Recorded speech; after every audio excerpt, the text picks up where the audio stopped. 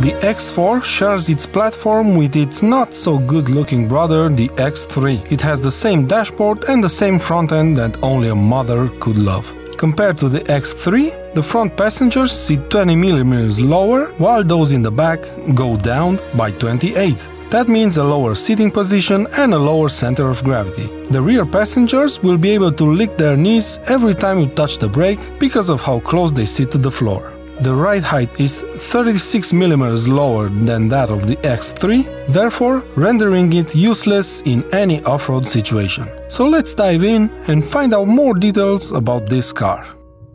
The X4 is the second sports activity coupe in BMW's lineup.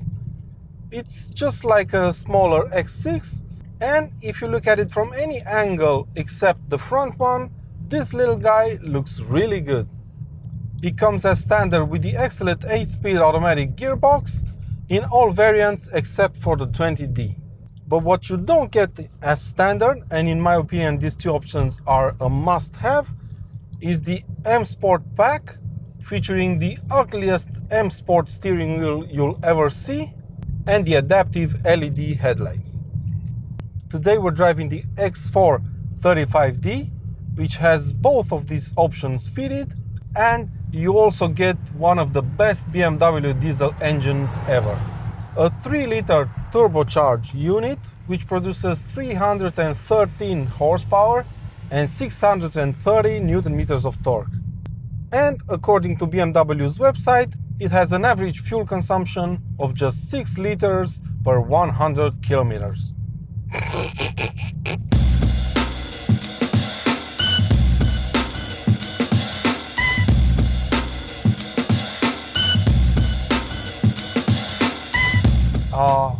The inline 6, or as I like to call it, BMW's trademark engine. It kind of reminds me of the car that made me fall in love with BMW, an E34 5 Series, 524 turbo diesel. What a car.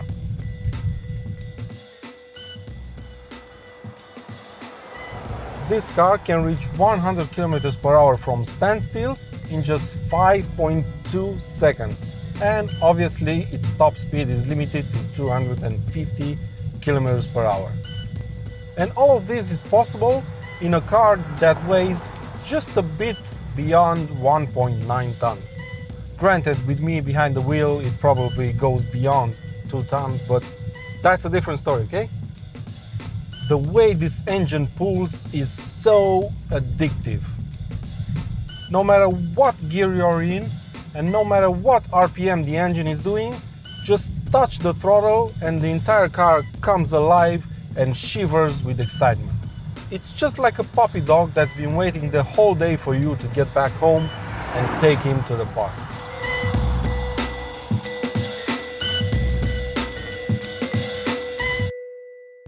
It's very agile, this car, around the corners.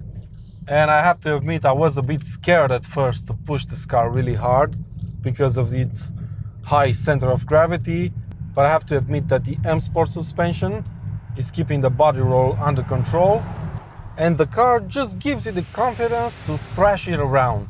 And even though I expected tons of understeer from such a car, this really isn't the case with the X4.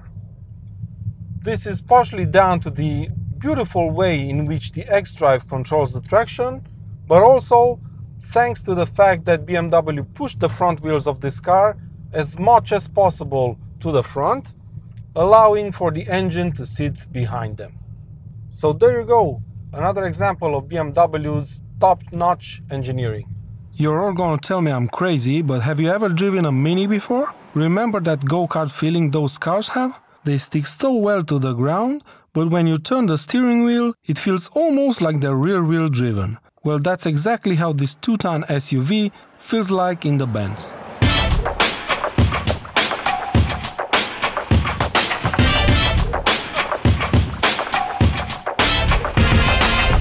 And even though I previously gave props to the M Sport suspension, I really have to say that it isn't the most comfortable suspension in the world.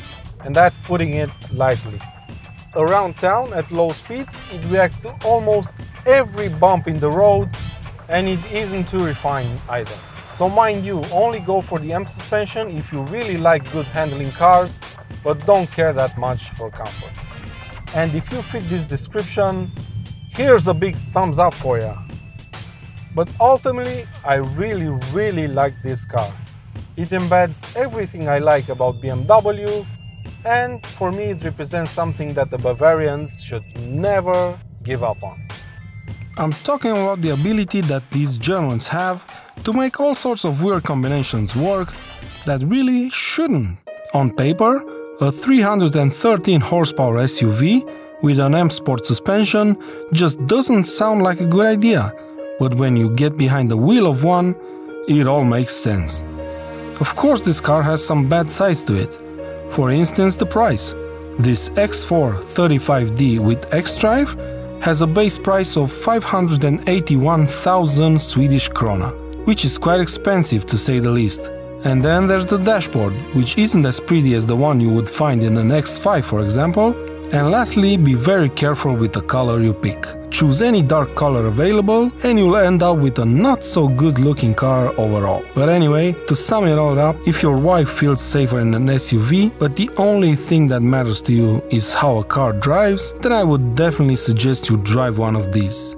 It's really good.